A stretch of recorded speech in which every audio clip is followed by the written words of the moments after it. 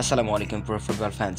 দর্শক, Vinicius junior গত সিজনে দুর্দান্ত পারফরমেন্স করে কিন্তু ব্যালন ডি'অর র্যাঙ্কিংয়ে এখন কিন্তু তিনি ১ নম্বরে রয়েছেন ৫০% নিয়ে। তিনি কিন্তু সবার ওপরে রয়েছেন। পাশাপাশি স্প্যানিশ ফুটবলার রদ্রি তিনি কিন্তু ২৪% নিয়ে ২ নম্বরে রয়েছেন।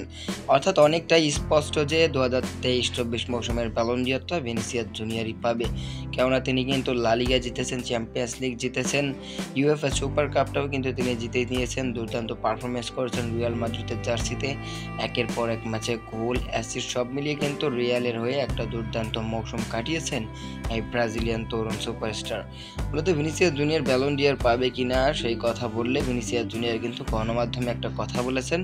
তিনি বলেছেন, রোনালদো এবং Ronaldinho tell me every day that I have to win the Ballon d'Or.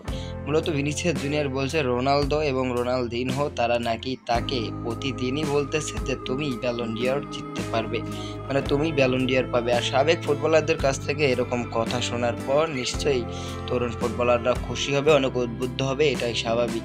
তো ভিনিসিয়াস জুনিয়রের ক্ষেত্রেও ঠিক সেটাই হয়েছে। তবে পার্সোনালি আমার মনে হয় ২০২৩-২৪ মৌসুমের ব্যালন ডি'অরটা ব্রাজিলেই যাচ্ছে।